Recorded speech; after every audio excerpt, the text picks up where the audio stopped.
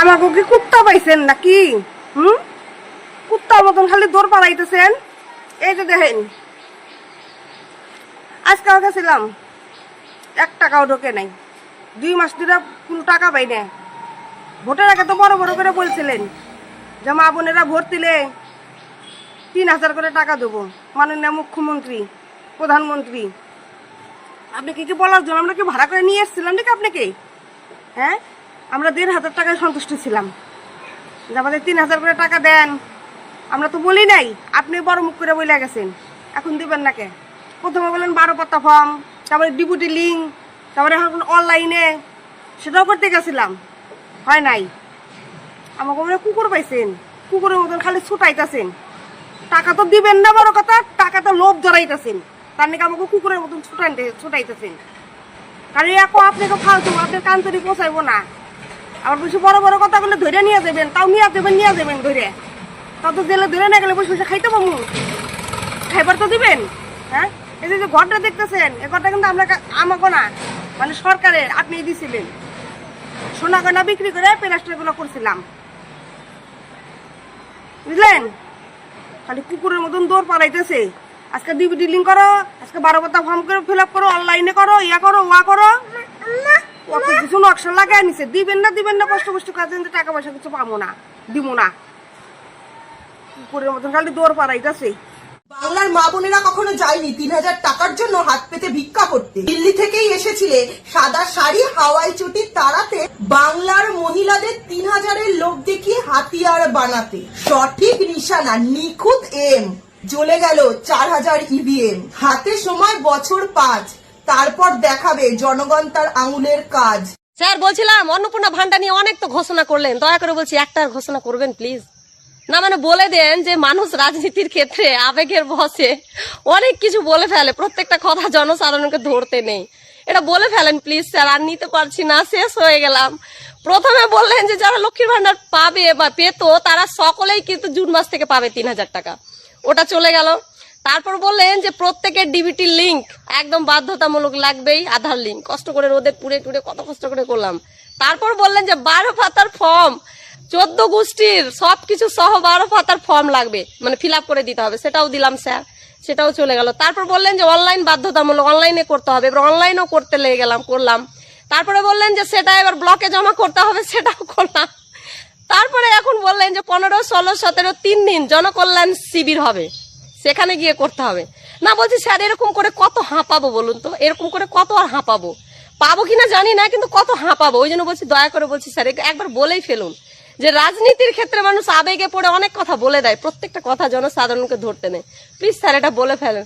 হাঁপিয়ে গেলাম স্যার, পাগল হয়ে গেলাম 3000 টাকার জন্য। আবার একটা নতুন খবর, মমতা ব্যানার্জি যখন মুখ্যমন্ত্রী ছিল তখন কিছু পুরুষ মানুষ নাকি লক্ষ্মীর ভান্ডার পেয়েছিল। তো সেটা নিয়ে অনেক তোলপাড়াই হলো, অনেক গালিগালাজ, অনেক কথা শুনতে পেয়েছি আমরা সোশ্যাল মিডিয়ার দ্বারাই। এখন আবার দেখছি একটা নতুন খবর, সেটা হলো অন্নপূর্ণা ভান্ডার একটা পুরুষ মানুষ পাচ্ছে। এর আগেও একটা খবর দেখলাম, এটা নিয়ে দুটো খবর দেখলাম, অন্নপূর্ণা ভান্ডার পুরুষ মানুষ পাচ্ছে। তো মমতা ব্যানার্জি সবাইকে দিয়ে দিত লক্ষ্মীর ভান্ডার, সেটা মমতা ব্যানার্জির ব্যাপার ছিল। কথা হচ্ছে আমাদের শুভেন্দু অধিকারী, যিনি আমাদের এখন মুখ্যমন্ত্রী, উনি তো অনেক কাগজপত্র মানে পড়তাল করে নিচ্ছে, দেখে শুনে কাগজপত্র জমা নিচ্ছে। তারপরেও কিভাবে পুরুষ মানুষ অন্নপূর্ণা ভান্ডার পায় গাইস, তোমরা একটু বলতে পারবে? যদি এই কথাটা কারো জানা থাকে অবশ্যই আমাকে জানিও, ঠিক আছে? তো যাই হোক, আমার মতে সিস্টেমের গন্ডগোল, ঠিক আছে? এগুলো যখন আমরা এই অন্নপূর্ণা বলো, লক্ষ্মীর ভান্ডার বলো, কোনো সোশ্যাল মানে অনলাইনে করতে যাই, এগুলো তখনই সিস্টেমের গন্ডগোলে কিংবা তাড়াতাড়ি করে ভুলভাল হয়তো হয়ে যায়, সেই ক্ষেত্রে কিন্তু এগুলো হয়, ঠিক আছে? না হলে একটা মেয়েদের প্রকল্প কখনো একটা পুরুষ মানুষ পায় না। তার দ্বিতীয় কথা আমার সাথেও হয়েছে, আমি আধার কার্ড করতে গেছি আমার মেয়ের, আমার নাম্বারের সঙ্গে করে দিয়েছি অন্য লোকের নাম্বারের সঙ্গে, ঠিক আছে? এটা প্রতিটা মানুষের ক্ষেত্রে হয়, কারণ এখন অনলাইনের যুগ, অনলাইনে যেটাই করো আর অফলাইনে যেটাই করো, অফলাইনে করলেও তো সেই অনলাইনেই তো এগুলো সাবমিট করা হয় নাকি, সেখান থেকে গিয়ে তো অনলাইনেই যোগ করা হয়। তো কথা হচ্ছে এগুলো যারা মানে করে সিস্টেম, তাদের থেকেই হয়তো গন্ডগোল ভুল বিগত হয়। এটা নিয়ে কোনো মন্ত্রীকে বলো, কোনো মানুষকে বলো, দোষারোপ করা বেকার, বুঝেছো?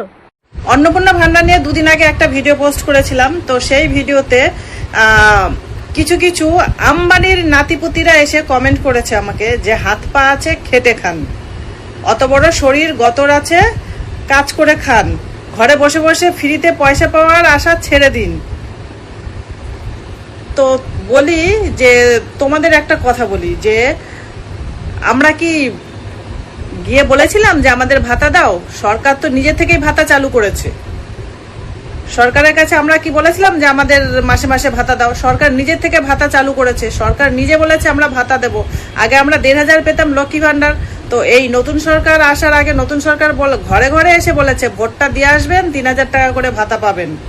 তো যখন ভোট চাইতে এসেছিল তখন তো বলেনি যে হাত পা আছে যাদের তারা ভোটটা দেবেন না, যাদের গতর আছে শরীর আছে তারা ভোটটা দেবেন না, যারা একমাত্রই চলতে পারেন না গরিব তারাই গিয়ে ভোটটা দেবেন, কাঁচা বাড়ি আছে যাদের তারাই গিয়ে ভোটটা দেবেন।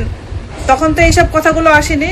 ভোট নেওয়া হয়ে গেছে, এখন এসেছো যে শরীর আছে গতর আছে খেটে খান। তো খেটে খাবো, কাজটা দাও, কাজটা দিলে কাজটা করে খাবো। তোমাদের তো কোনো ক্ষমতাই দেখতে পাচ্ছি না। 2 মাস হতে চললো। আর সত্যি কথা বলতে এই 1,500 টাকা লক্ষ্মী ভান্ডারটা পেয়ে সবাই যে শুধু ফুর্তি করতো তা কিন্তু নয়। এটা পেয়ে অনেকে অনেক রকমের কাজে লাগাতো মহিলারা। কোনো মা তার বাচ্চার টিউশন ফ্রি দিত, কোনো মা তার মায়ের ওষুধ খরচা চালাতো, কেউ সংসারের খরচা চালাতো। অনেক গরিব আছে এরকম, ওই টাকাটা দিয়ে অনেক সংসারের অনেক খরচা চলে।